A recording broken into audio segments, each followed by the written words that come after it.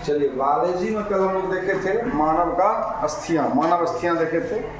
आज हमारा चैप्टर है स्वास्थ्य, पोषण एवं रोग। ये 3 चैप्टर का एक ही में हम लोग देख रहे हैं। स्वास्थ्य को हम लोग आमतौर पर क्या समझते हैं? बीमार नहीं पड़ना, स्वास्थ्य ठीक है, यही समझते हैं हम लोग। लेकिन ऐसा कुछ है नहीं।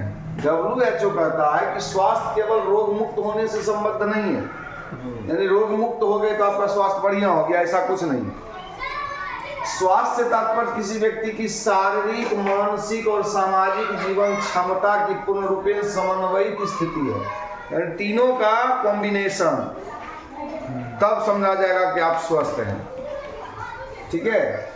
दूसरी बात, पोषण वह प्रक्रिया है जिसके अंतर्गत कोई जीव भोजन के माध्यम से विभिन्न पोषक तत्वों को प्राप्त करता है और जैविक क्रियाओं में उसका उपयोग करता है। स्वाभाविक सी बात है, जो भी जैविक क्रिया उसमें उपयोग होगा पोषक तत्वों का। और पोषक तत्व मुख्य रूप से कितने हैं? जल को पोषक तत्व नहीं माना जाता है, लेकिन फिर भी मान लिया जाए तो कुल मिलाकर के हो जाते हैं कितना? 6, जिसमें सूक्ष्म पोषक तत्व यानी जिसकी उपयोग यानी जो कम मात्रा में पाया जाता है, और बृहद पोषक जिसकी ज्यादा आवश्यकता होती है शरीर को, वो बृहद पोषक तत्व हो गया। यानी ये आपको माइक्रो और ये मैक्रो। ठीक है। तो इसमें से हम लोग बारी बारी से सबको देखेंगे, सबके बारे में किसकी कमी से क्या हो सकता है, किस पोषक तत्व की कमी से और किसकी अधिकता से कौन सी बीमारी हो सकती है, क्योंकि रोग चैप्टर का ही नाम है। तो सबसे पहले हम लोग प्रोटीन पे चलते हैं। प्रोटीन सबसे पहले जान लीजिए, शरीर में जो ऊतक वगैरह टूटता फूटता है उसको सब रिपेयर करने का काम यही करता है। प्रोटीन बॉडी बिल्डिंग करना है, किसी को बॉडी बनाना है तो समझ लीजिए प्रोटीन का मात्रा ज्यादा लेना पड़ेगा। ठीक है। तो प्रोटीन जो है वृद्धि एवं निर्माणात्मक पोषक तत्व है। आप समझ लीजिए, वृद्धि और निर्माणात्मक। बच्चे को भी प्रोटीन दिया जाता है कि ग्रोथ हो, है ना? प्रोटीन पाउडर दिया जाता है उसको, प्रोटीन एक्स वगैरह बड़े लोग भी खाते हैं। बच्चा सबको हॉर्लिक्स तो ये वो दिया जाता है, क्यों? कि उसकी वृद्धि हो, उसके शरीर में जो भी तत्व है अच्छी स्थिति में नहीं है वो अच्छा तरह से निर्माण हो उसका। और ये पाया किस में जाता है जनरली वे में, कि हम लोग जो खाते हैं, जैसे सोया है, मेवा हो गया, दाल हो गया, ठीक है, मछली हो गया, मछली में प्रचुर मात्रा में प्रोटीन होता है, दूध में भी होता है, हरी मटर, यानी दाल जितनी भी है सब में प्रोटीन होता है। ठीक है। दाल को जो है प्रोटीन का केंद्र कहा जाता है, कि मैक्सिमम मात्रा में दाल होता है।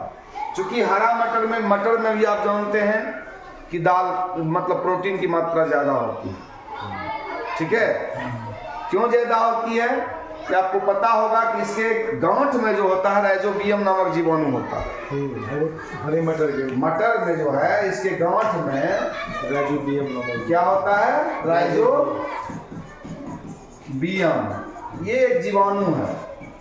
ये क्या करता है, क्योंकि किसी भी दलहन पौधे का ये कैपेसिटी नहीं होता कि वो डायरेक्ट नाइट्रोजन का उपयोग कर सके, तो ये क्या करता है, नाइट्रोजन को नाइट्रेट में ट्रांसफर करता है,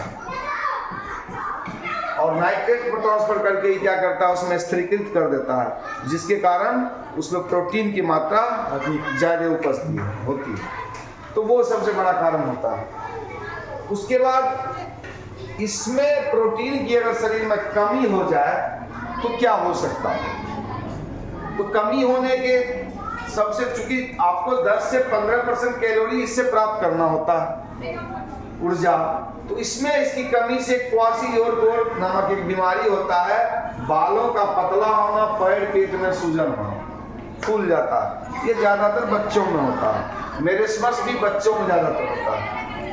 ठीक है। थकान, कमजोरी, वजन घटना, ये सब। एडिमा, एनीमिया तो आप जान रहे हैं, आरबीसी की कमी होगी, रेड ब्लड सेल्स, इसकी कमी। और एडिमा में क्या होता है, टखनों, पैरों में सूजन होता है, सांस लेने में परेशानी होती है, वजन बढ़ता है। ठीक है।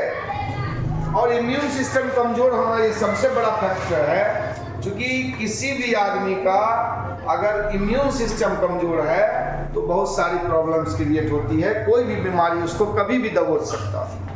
तो इम्यून सिस्टम को मजबूत रखने के लिए समुचित मात्रा में प्रोटीन का लेना अत्यंत आवश्यक है, ये ध्यान रखना।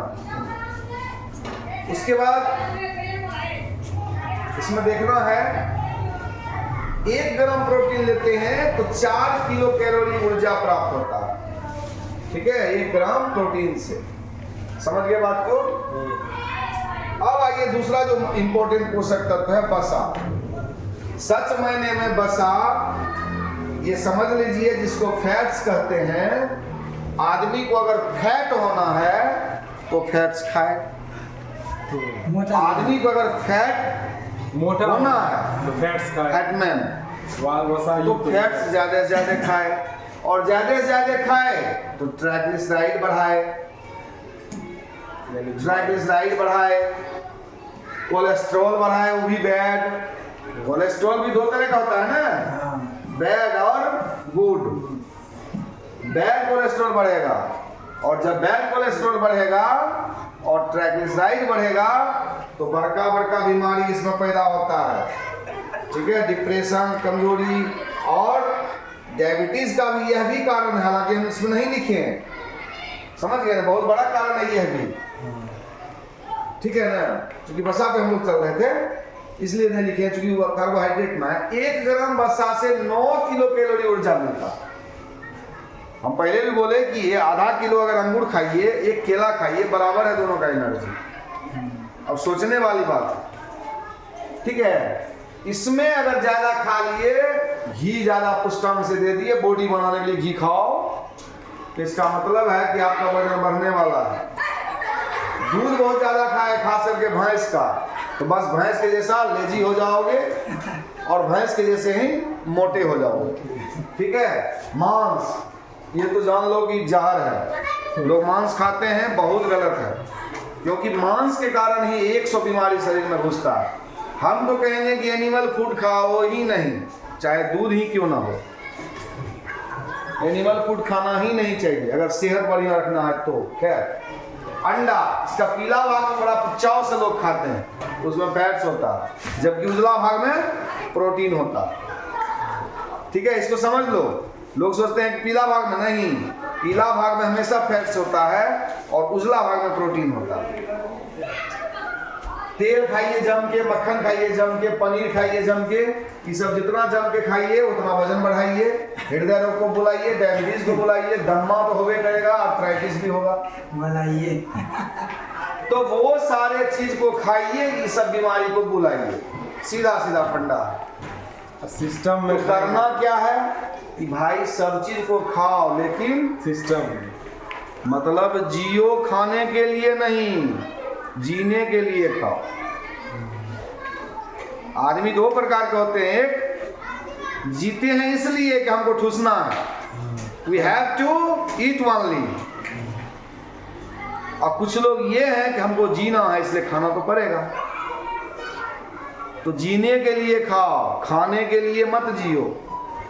ठीक है, इस चीज का ध्यान रखना है। जब उसकी अधिकता से ये सब बीमारी होगी तो कम साफ कर देंगे तब भी प्रॉब्लम है। कम करने से त्वचा की बीमारी होगा, जिसको कि फ्राइनोडर्मा कहते हैं, कब्ज हो सकता है, बाल झड़ेगा, वजन कम होगा, प्रजनन अंग ठीक से काम नहीं करेगा, यानी शादी ब्याह में रुकावट। तो कम भी नहीं करना, बैलेंस लेना, मात्रा, समुचित मात्रा लेना, एकदम जितना में हमारा के लगे बैलेंस है हमारा शरीर। ठीक है, और ध्यान रहे कि शरीर का जो कैलोरी मिलता है 20 से 30% कैलोरी इसी से प्राप्त होता है, वसा से। ठीक है ना, ये तो हम पहले ही बता चुके हैं, ट्राइग्लिसराइड, गैसीय अम्ल, ये सब बढ़ने का यही कारण है, कमी से। ठीक है, ये सब चीज बहुत ज्यादा दिक्कत नहीं, कमी से नहीं, इसके सेवन, ज्यादा सेवन से, कमी से थोड़े लिखे हैं, कमी से तो इतने दूर कलर बदल दिए है ना। अब आइए कार्बोहाइड्रेट। हालांकि कार्बोहाइड्रेट हर आदमी को जरूरी है, क्योंकि कार्बोहाइड्रेट का होना भी बेहद जरूरी है, इसका यूज करना जरूरी है।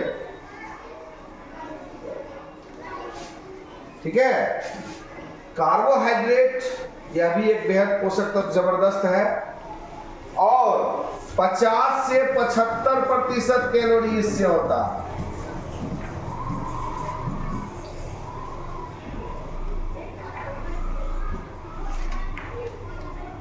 पचास से 75% कैलोरी कार्बोहाइड्रेट से होता है। इसको भी ऊर्जा प्रदान करने वाला पोषक तत्व माना जाता है, ठीक है। और कार्बोहाइड्रेट का निर्माण ये 3 तत्वों से होता है, कार्बन, ऑक्सीजन और हाइड्रोजन। इसके मेन खाद्य पदार्थ कौन कौन है? सोयाबीन तो सब में है। एक बात मैं बताऊं कि सोयाबीन को पचाने की क्षमता सुअरों में सबसे ज़्यादा है।